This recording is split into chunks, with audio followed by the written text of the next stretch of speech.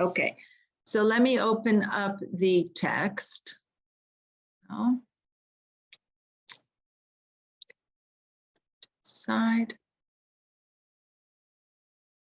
And we are now up to, this is with Rashi, so we were here. Okay. We finished with Pasuk Yud. We could go back to it to get us back into the mindset. Hashem continues here recounting the things that how he beautified us. We went into the Mefarshim. What are these symbolic too in the parable, in the mashal of Hatam de Kala? Let's keep to that. How he says, I brought you necklaces, you were beautiful with rows of necklaces. What does it mean in Hashem talking to us? Okay, so we spoke that Hashem said, Navu, yeah, this is where we're talking here in Pasuk Tet, that Hashem compared us to the beautiful horses of Paro that came running after us, and how it was a kindness because they were so adorned that we ended up taking all the gold and silver the Yam spit out to us, and that's how we became wealthy as a nation, and we're able later to build the Mishkan. And Hashem is also like comparing us to the Paros, the steeds of Paros, the more precious and expensive horses of Paro. Okay, so we continued with the compliments of Hashem to us, but actually he is hinting to things we did for him and things that he did for us. It's like bringing up the good that we gave one to the other. And Hashem says to us, Na'avul lechayayich beturim. Your cheeks are beautiful with rose. Okay, what did we say then? Rose. Rose, we said the Tur is the Shulchan Aruch with our studying of the Turim, Bala Turim, you know, the Tur is the Shulchan Aruch with our study. So L'chayayim, we mentioned his cheeks. He's talking about the power of speech.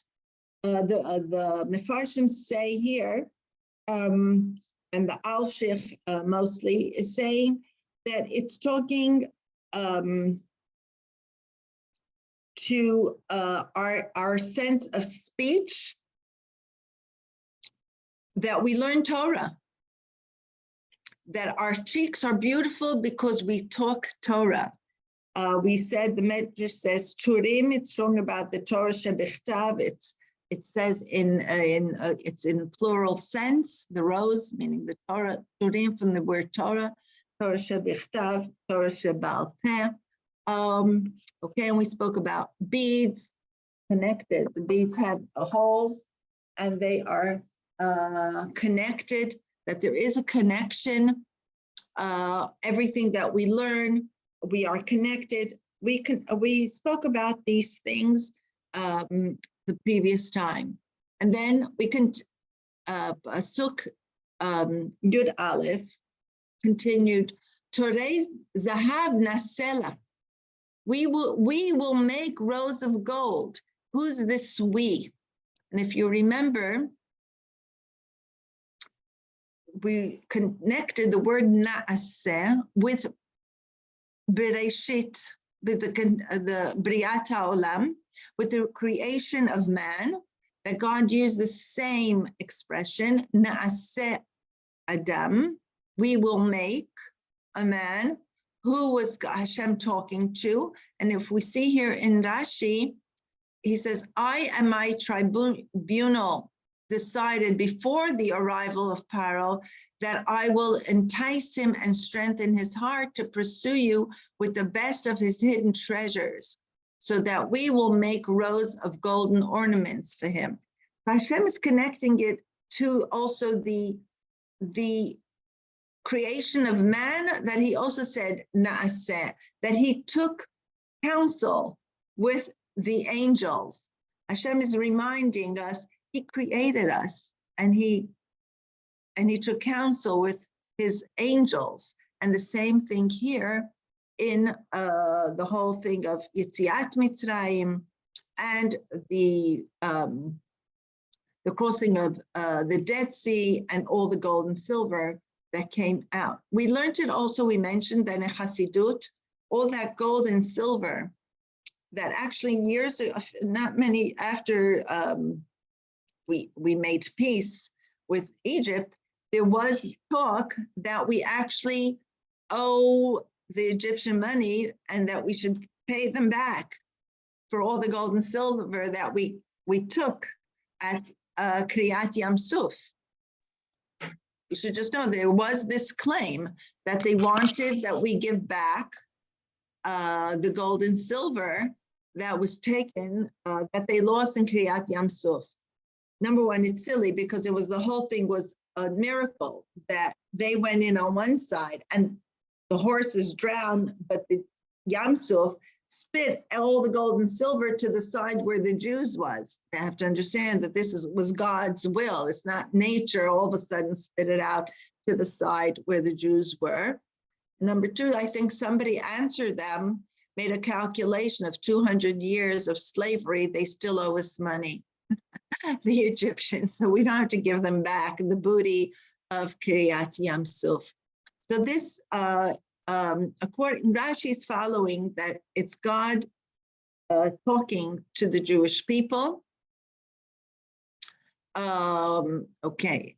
And now we are up to a new pasuk, pasuk Yud Bet, 12th pasuk. Now, the 12th pasuk we will continue with Rashi. The Mefarshim are here in many of the psukim, they are looking at the masculine and the feminine and accordingly saying, this is Hashem saying, and this is, the Chatan. And when it's written in feminine, it's like the Kala. Here it's, because as you see, the psukim don't say, and the Chatan said, and then the Kala answered, the beloved said, and then the lover said. It's not always clear in this conversation who's talking to whom. So we will follow that. Rashi is saying that from Pasuk Yud Bet, it's the Jews are answering, the Kala is answering to Hashem, okay? Till now it was Hashem speaking, and now it's the Jews answering back. I'm putting everybody onto mute if you don't mind, because, so, Pasuk Yud Bet, Ad shehamelech b'misibo nirdi natan recho. While the king was still at his table, misibo from the word like misiba, it comes from the word of lounging. Kings used to sit on pillows and lounge. They were not sitting, tables and chairs as we do now. So he says, while the king was sitting by his party, by his table, nerdi is an odor. It is actually a bad odor. We, the Jewish people, me, the Kala, gave forth its fragrance. Now here it's written in a positive sense, and Chachamim say, we actually gave forth a bad smell, but they're using it in the positive sense, but it was really a bad smell. What are we talking about? The previous pasuk, we were talking about the crossing of the Yam. This pasuk is the next step, Matan Torah. While Hashem was giving us the Torah, while we're by Midbar Sinai, by Har Sinai, we then sinned with the golden calf. It's like during Sheva Brachot. See, we got the Torah, and then Moshe went up to Har Sinai to learn and come down with the tablets. We, meanwhile, counted wrong the 40 days. And it seemed that Moshe wasn't coming down at the right time. He said he's coming out by 40 days. We counted the days wrong. 40 days passed. And right away, we turned and sinned terribly, gave off a very bad nerdi, a very bad odor, nerd, a very bad odor, meaning we sinned right away in the middle of Sheva Brachot, we could say, while the king is still, in a chatan mode. Okay, let's see what Rashi says. While the king was still at his stable, the congregation of Israel replies and says to Hashem, all this is true. You bestowed good upon me, but I repaid you with evil. For while the king was still at the table of his wedding banquet, my spikenard gave forth its fragrance. This is instead of saying gave forth a stench. When the Shekhinah was still at Sinai, I sinned with the calf. The Torah describes it with an expression of love, gave forth its fragrance. It's trying to compliment us, but it's really, we gave forth a very bad stench and didn't write stank or became putrid, because the Torah speaks in a positive way. This is Rashi quotes the Gemara in Masechta Shabbos. According to Toseftas, it doesn't say stank because of, the euphemism, and it doesn't say abandoned its fragrance because of love. This pasuk really teaches us so much love, because it's really hinting to us how we betrayed and rebelled Hashem right after getting the Torah. While Hashem is still feasting at the wedding party, for one day we miscalculated, we right away turned to the golden calf. Okay? Let me see other.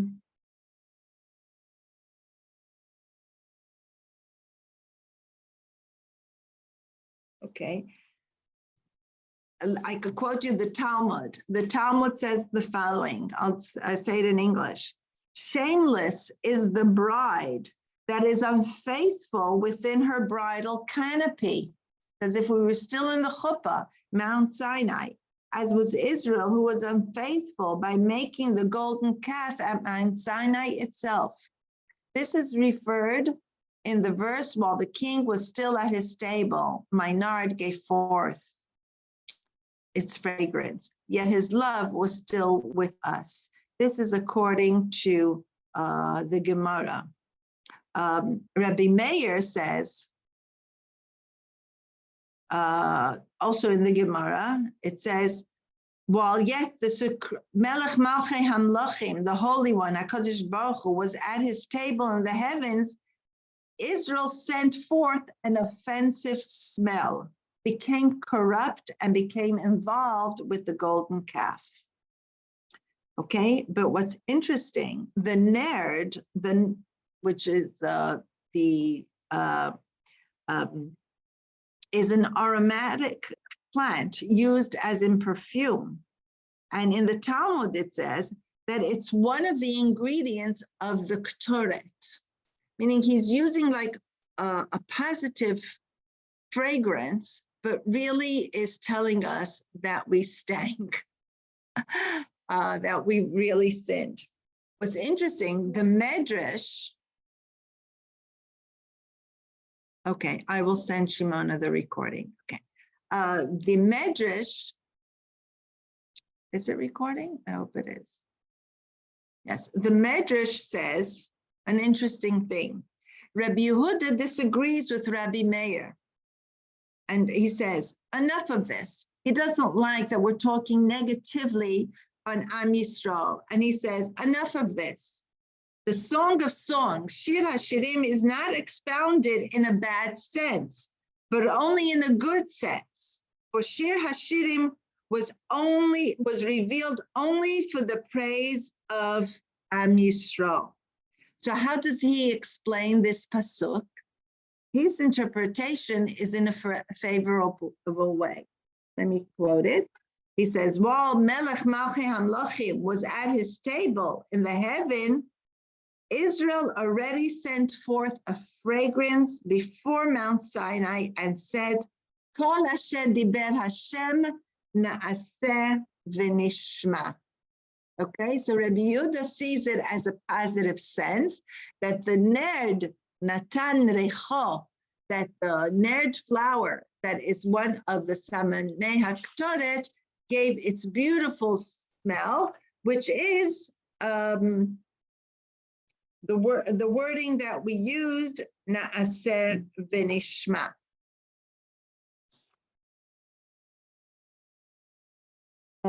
Okay. Let me just check. I have some things in Chassidut here. Okay. So in Chassidut, on the Pasuk Yud Bet,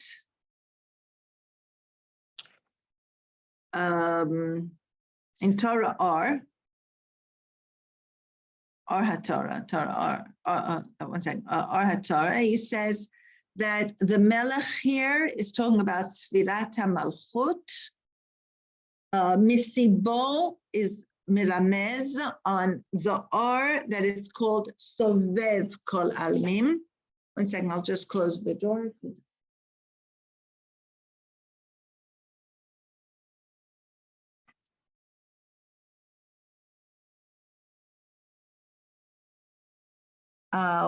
We learn in Chassidut, there's two lights. There's the light that is around, that from the word misaviv, sovev kol almim, that everybody gets the same, the light of Hashem. And then there is the mimale kol almim, which is each one individually, it comes in to the world instead of going around the world. And that is customized to every person. So the misibo is the or hasovev kol almim, and that the malchut joined or was revealed in the sovev kol almim. This is talking about the times of Aseret Yimei Tshuva, because really after Matan Torah with Chet HaEgel, if this is all giving alluding to Chet HaEgel, to the sin of the golden calf, this is the time where we learned about doing tshuva. So, in our Torah, he says, we are talking here about doing tshuva. It's talking about the power of tshuva. It also in our Torah, he says, Recho is symbolic to tshuva, like it says in the Pasuk, Vayirach et Recho, and he al b'gadav, and he smelled the smell of his b'gadav. B'gadav is also from the word, it's beged, clothing, but also livgod, to be unfaithful. And it's talking about doing tshuva, coming from a place of being unfaithful, but Hashem felt that we really want to do tshuva. Okay? He says it's talking about a very bad smell. So he speaks about it's coming a tshuva from a very, very, on one hand, a lowly place, but a very deep tshuva. Okay. And this idea also continues to the following pasuk. So you see, I brought the Chassidus that we should understand that even a simple pasuk that says, while the king was at his table, my nerd gave forth its fragrance. And look how deep this pasuk could bring us to, that it's talking here about Chet HaEgel, it's talking here about tshuva, it's complimenting Am Yisrael, it's talking to us in a positive way. It doesn't mention that it stank or it gave off a bad odor, actually talks of it in a way of fragrance. Okay, and then, but we're saying this to Hashem. we are acknowledging. We know that we sinned while we were in the chuppah. We know that we sinned while, I'm following Rashi's explanation, yes? While you were still celebrating your marriage to us. And then we continue and we say to Hashem, here we are talking now lovingly to Hashem.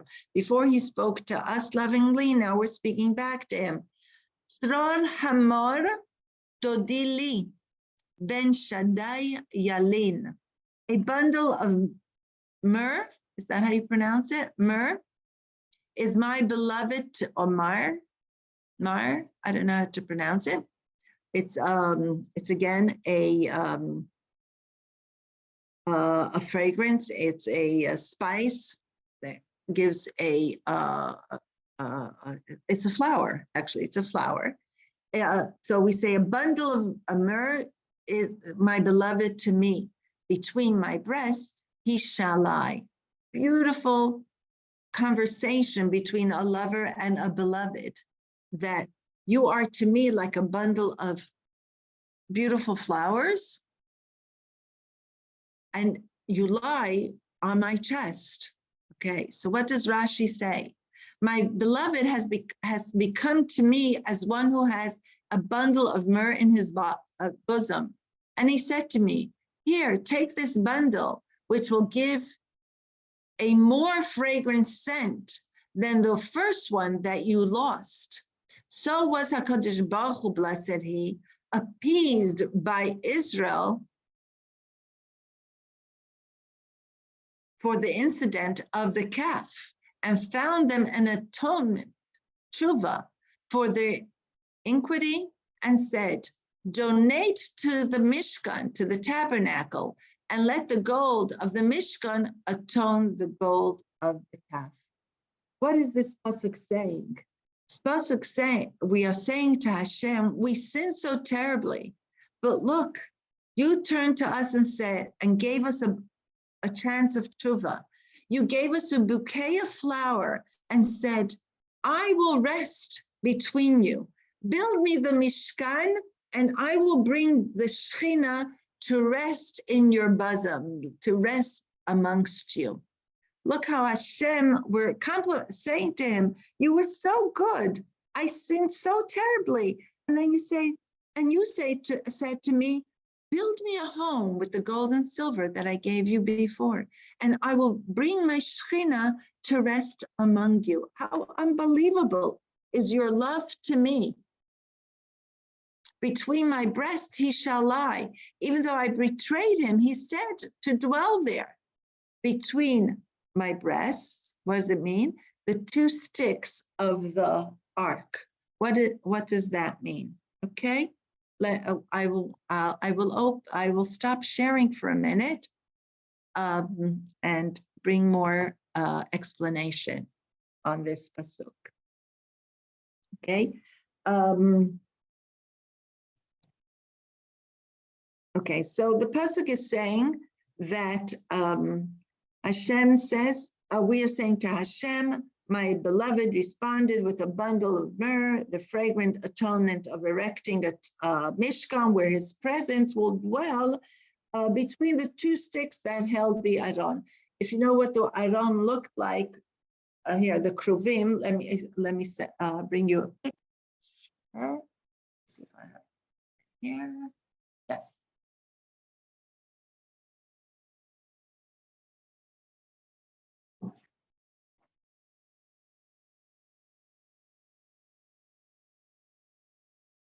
I don't know if you could see. Okay, this is the shulchan. It's not the aron, but even the aron also had two such sticks. Let me find a picture for a second.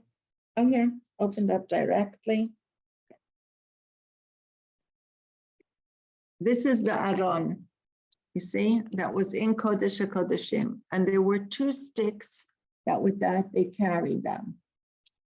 So it's saying that Hashem said, between the two breasts, he meant between the two sticks here, in the bosom and the breast.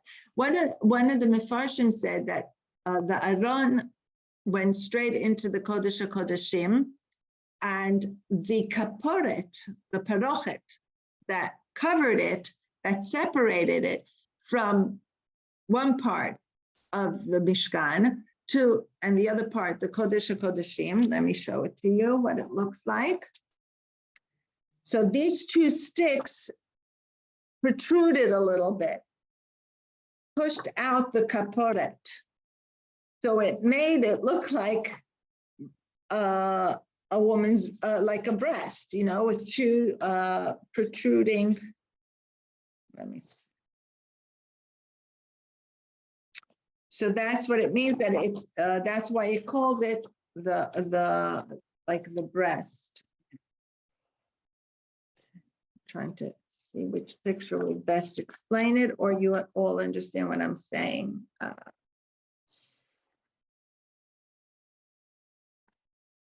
Okay, see, this is the Mishkan without all. Here was the menorah in the larger part. Okay, the menorah was here in the larger part, the Mizbeach. Now behind here was the Aron. So the two sticks pushed out here the curtain, and it looked like breasts. This is according to some, or one of the Mefarshim.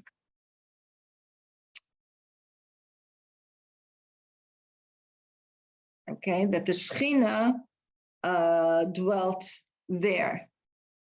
Okay, let me see. Okay, the Talmud explains, I'll open up the Pasuk again. An interesting thing says in the Gemara. If you look at the word Sror Hamor, bundle of mar, of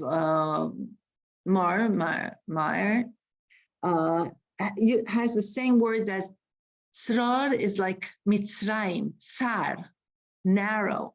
Mar is from the word bitterness. Mar is like mar, distressed and embittered. Hashem, what this pasuk is saying, according to the Gemara, though my beloved has distressed and embittered me, according to the Gemara, it's talking about Hashem, he nevertheless lodged within us. Meaning Hashem doesn't leave us, even though we make him upset. It's like the pasuk that Hashem says, "An imo anochi b'tzara," that even when Hashem, even when we're in a bad place, b'tzara, Hashem goes with us. Shchinta begaluta, even though that when we went out to Galus, the Shechina goes with us to Galus. And I remember once by Fabrengen, the Rebbe crying, and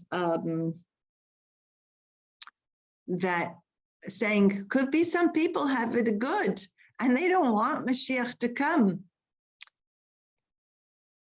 You know, the people sometimes say, well, what will happen? Mashiach will come, I'll lose my business, I finally built my house.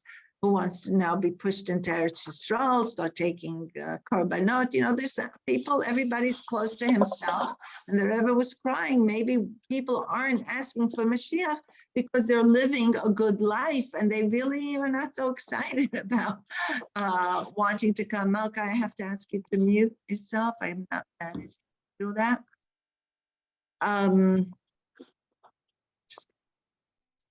Okay, yes.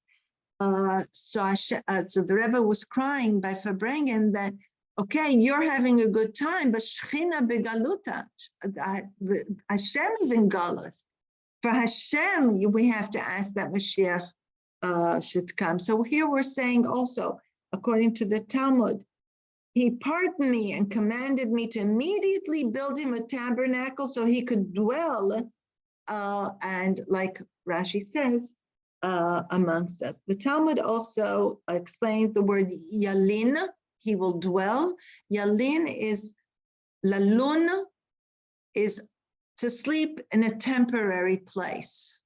Lishon is to go, you know, to go to sleep in your home. Lalin is a lodger, really. He lodged because the Shekhinah did leave, when Am Yisrael sinned, the Shekhinah departed, and that's why, when you learn Basi Legani, we're trying to bring HaKadosh Baruch Hu Shekhinah back down. So the Mefarshim here also say, we're begging HaKadosh Baruch Hu, remember, we sinned once and you brought your Shekhinah down in the Mishkan. We're trying to do that now also, with shuls, with schools, with Bet Midrash, with us learning. This is the way that we bring down the Shekhinah. Just 1 second, I have a son calling and I have to tell him I cannot take it.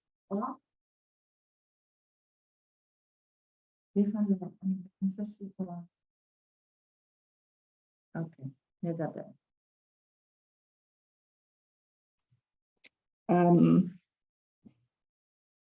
okay, this is the purpose the Mefarshim say of this verse, that we are trying to remind Hashem. Remember, we once sinned before, and then you right away spoke about it, commanded us to make a Mishkan, and you brought your Shekhinah down. Bring the Shekhinah down again. Okay, let's see now, according to Hasidut, on this pasuk. Let me open the pasuk again and take out my notes. Okay, Suar Hamar. Okay. Yeah, okay. In Torah R, he says like this: Yesh chaya yidua, there is an animal that is known that she gathers, shemitkabete dedam be'arpa. She has a lot of blood in her neck, and when it dries up, it becomes a beautiful fragrance, and that is the mar.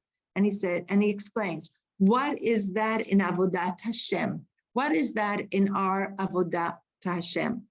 And he explains, Yesh Adam shemidbonen ech she'en od milvado. There is the person that could look at the world and see godliness. En od milvado. There's nobody but God. But it doesn't touch his heart. It doesn't make him change, even though he sees it, but it doesn't affect him. He just like gathers it in his mind, but it's just intelligence. It's just academic, but it doesn't come lima'aseh.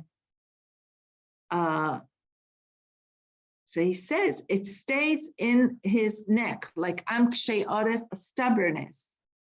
So he says, naseh bosem, it becomes fragrant when he takes it down from his mind and lowers it, dodi li. See here he says, the tzror hamar, what we have in our mind, the knowledge of godliness, we see things, we learn. Dodi li, it has to be brought down with love. Dodi is an expression of love, beloved. Yedidia dodi li, Dodi is my beloved. And we bring it down, Ben Shaddai, in our bosom, in our heart. Yalin, it has to be made into ma'aseh. We have to bring it down to practicality. And we know that ourselves, that we know a lot, but sometimes we just don't bring it down to practicality because we find it hard, or it doesn't connect. We don't connect the dots, or we just leave it in mind mode, intelligent mode, Talmud mode, learning mode, class mode. But what does it mean to do with it in action? We sometimes forget. So this is the pasuk telling us, Tzror Hamar, what we have gathered in our neck, bring it down as a beautiful fragrance with love into our hearts and to keeping Torah mitzvot. Okay, The next pasuk, that was Hasidut, according to the Alter. Okay, pasuk Yudalid. Eshkol hakofer dodili. We're still saying, talking beautifully to God. Eshkol hakofer dodili. A cluster of henna flowers is my beloved to me. In the vineyards of Engedi, becharmei Engedi. Look how beautiful. We're saying to Hashem, Kofer is the name of the henna flowers. You are like a cluster. Eshkol is a cluster. Eshkol Kofer dodili. You are to me like this bush, a cluster of beautiful flowers that come from the vineyards of Engedi. Okay, let's learn according to Pshat. What does Rashi say? A cluster of henna flowers. This is a spice called kofer, like henna flowers, kfarim, with spike heads. Okay, and kofer and nard, and it is shaped like a sort of cluster. The vineyards of Engedi, what does it mean? The name of a place, and there it is common. It's common to find these henna flowers in Engedi. And Rashi says, I saw in a Agada, meaning in Sefta Sota, that those vineyards produce fruits 4 or 5 times a year. And this is the symbolic of the many atonements and forgivenesses that the Holy One, blessed He, forgave them for the many trials they tried Him in the desert. Right? So Rashi explains, why does we specify the place, Engedi? Because Engedi was common to have this flower, and also had the blessing that it produced it 4 or 5 times a year. It's again hinting to the sins, let's not talk about sins, to the tshuva, the forgivenesses that Hashem forgave us so many times, and to Him it was our doing tshuva is to or accepting our tshuva is to us like eshkol hakofer, like a cluster of henna flowers. Okay, now let's see it inside a little more in depth. Okay, where do I have it? Okay, eshkol. What does eshkol mean? Eshkol really is from the word ish asher kol. It means, you see, you have the words here, ish. The Medrash says, okay, not the Medrash, the Talmud, I'm sorry. Talmud says eshkol, which means a cluster. In Hebrew, you also use the word eshkol, ramat eshkol. The houses there are built like clusters. Eshkoliot is also from the word eshkol. The Talmud explains as eshkol referring to Hashem, and he calls him eshkol. We use as ish shehakol bo. Ish shehakol bo. It means he who everything belongs to or has everything. It's also an expression used when you want to say a Talmid Chacham. You say ish eshkoliot, eshkolot, eshkolot. He's a man that yesh hakol bo, that has everything in him, that he knows everything. And he's saying Hashem, ish eshkol, hakofer. Kofer is also from the word kippurim, that atones, from the word mechaper. He forgives me, papara. He forgives me. Hashem, the forgiver. Hashem forgave me. Dodili, my beloved is to me.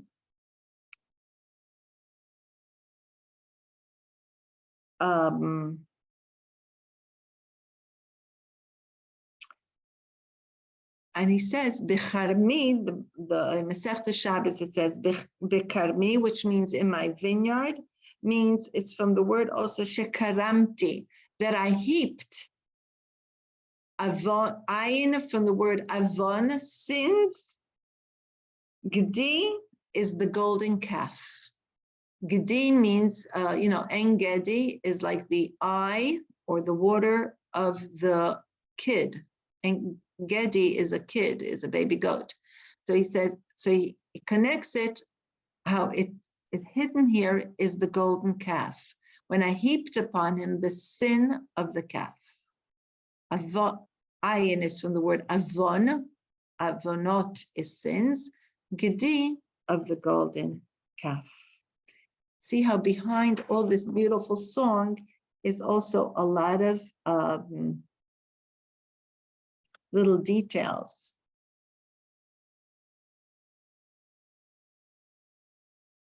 Okay. I'd like to read to you some other mifarshim on this pasuk because it's interesting, the Engedi and all these things. So the Malbim says that it's talking here that Hashem is like a fragrance to us, hovering around. You see, when we said here the word misibon, we said it's surrounds. A fragrance also surrounds the person. You feel it while he walks, it's around him. And that's why it's using here all these psukim, perfume, fragrance, to say Hashem is surrounding us. He's hovering over us. And you could feel him even from far. And the Malbim explains that Engedi was in the wilderness, which is a place far from other inhabitants. But because it had so much of this kofer, henna flowers, you were able to feel the fragrance from afar. So too, Hashem dwells from far, but we feel him in this world. This is what the Rambam, how the Malbim, explains this pasuk. We're saying to Hashem, you maybe left us, and we're asking you to bring the Shekhinah to lie down within us, to come down to us. We feel your presence, like you feel the presence of fragrance of delicious flowers around us.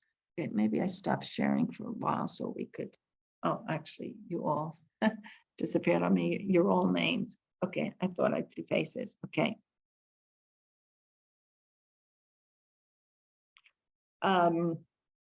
The Targum also mentions here that this is symbolic, that the Jews traveled to Engedi from the desert to get to the vineyards of Engedi, to take clusters of grapes to bring them to the Mishkan, because you had to have wine. Okay, the Mitzudat David, which is another commentary, says that these spices that are mentioned, being that every pasuk mentioned a different name of a flower or a spice, it talks about different favors that Hashem did to us. And together they resemble a cluster of henna flowers, which gives off such a strong fragrance that you feel it from afar. So all the miracles that Hashem and the favors that Hashem did to Am Yisrael was felt from very, very far. Any questions so far?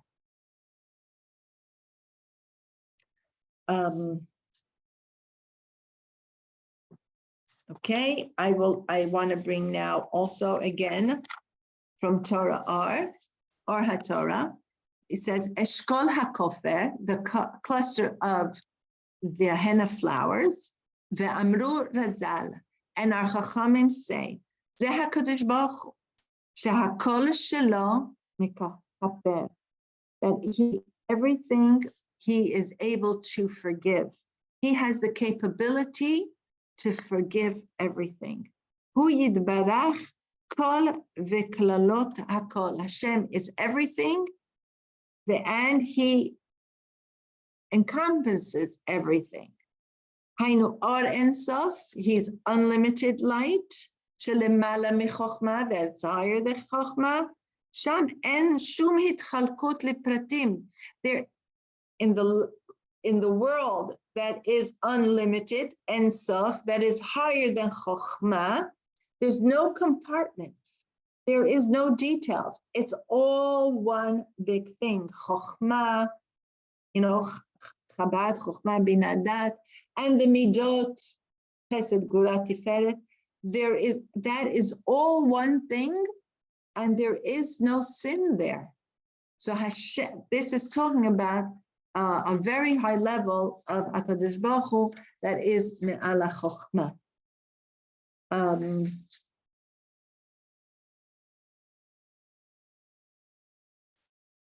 Okay, another explanation, Eshkol HaKofer Dodili is talking about tzaddikim. That tzaddikim have the ability to bring everything to change and to be sweetened, because they have ability of uplifting and bringing the person to its source and to a higher level. This is the Eshkol HaKofer Dodili. And that's why it continues. Okay, this is going into, deeper Chassidus. The expression that all the Goyim have a mazal. They go according to a certain mazal. And Am Yisrael en mazali Yisrael. That's how it's written. There is no mazal. Pshat is, we don't go according to a mazal, right? We are above it. But we could, in Chassidus it says en, ayin, like yesh me'ayin, a level of ayin is the mazal of Yisrael. Instead of en, you make it ayin. Ha-chochma shenikret ayin, chochma that is called ayin, because it says the pasuk, ve'ha-chochma me'ayin timtza, where will you find chochma? Chochma me'ayin. He mazali Israel. This is the mazal of Israel. We have Am Yisrael. We come from a higher level of, and that's why it says Eshkol. Eshkol means the tzaddik. Let's look into the pasuk now. I hope this is not a little bit beyond the scope. I know it's hard without seeing. Eshkol, which is the Hatzadik, Ish She'akol Bo, like I said before. Eshkol is also a way of saying a person who is very well learned and is Ish Eshkolot, has everything. HaKofer, Yochol Lekanech Kol Davar V'Lhamtiko, he can sweeten and elevate everything and bring it to its source. Bekarmi means in Am Yisrael. Am Yisrael is called the vineyard of Hashem. Ayin, or Ein, is Chochma, because the Chachamim are called Einei Ha'eda. They are the eyes of the nation. Gdi is the Mazal Gdi, Gad Gadud, it's the Mazal Gdi. Okay, this is, so what is it telling us? This is a little bit deep. It's written in Lekutei Amarim from the Magid.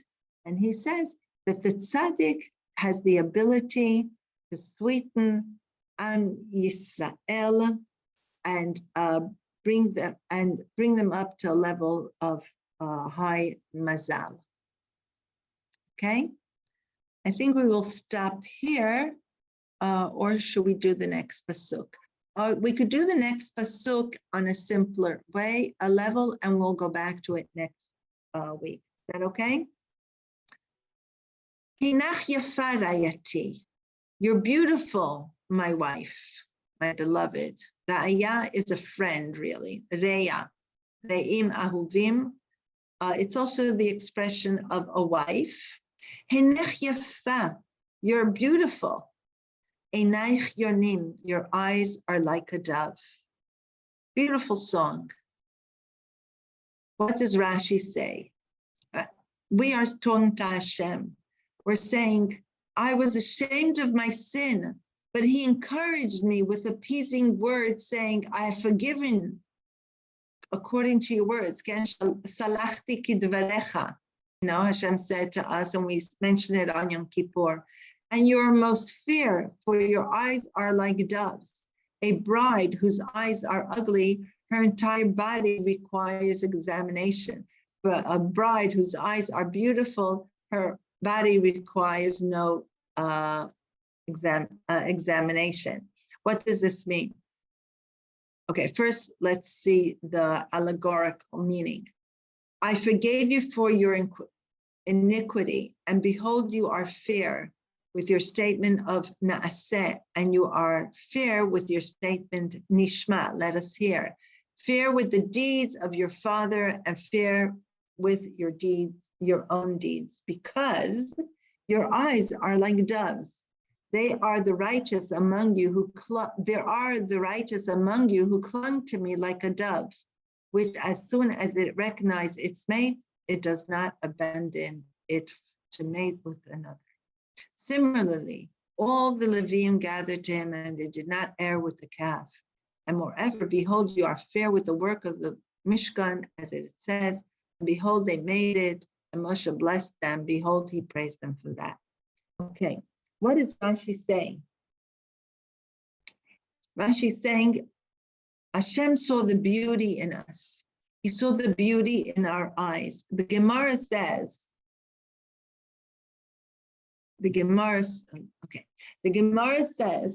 that when you see a woman and she has beautiful eyes, meaning kindness, not that she has blue, green, brown, but kindness, expression, then you don't have to check her out because her eyes says it all. That's why it says Leah's eyes were soft. They saw the softness. They saw Leah's, on Rachel it says she was a beauty of form. And on Leah, all it says, and her eyes were soft.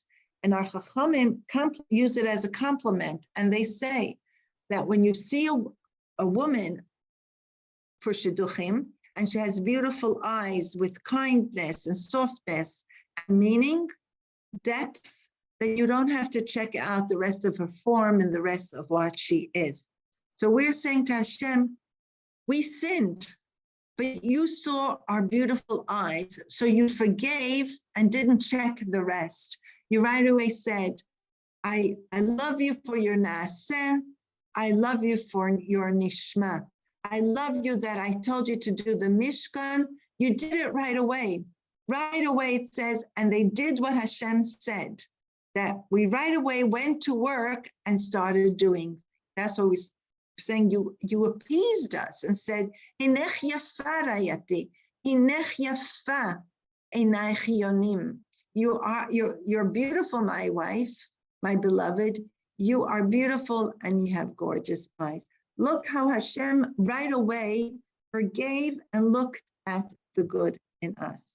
Halavai, we should learn, forgive, forget, be nice, compliment when things are sometimes painful and hurtful, compliment and see how it gets the other person. Here we say, Rashi starts with the words, we're embarrassed that we sinned and Hashem just like showered us with love. Love could really bring a person to tshuva. Halavai on us. Okay, everybody, have a great day. Wow, Esther, very deep, but mamash beautiful. I hope it's not too difficult learning the text this way. You could tell me I could prepare it differently. Beautiful, I'm beautiful. trying to do Rashi, Mefarshim, and Chassidut, and give it to all from all sides. Bit of all. Okay, take care, everybody. Thank you, Esther. It's excellent. What's up? Excellent Bye-bye. this way. Thank you. You want a grapefruit? So do I.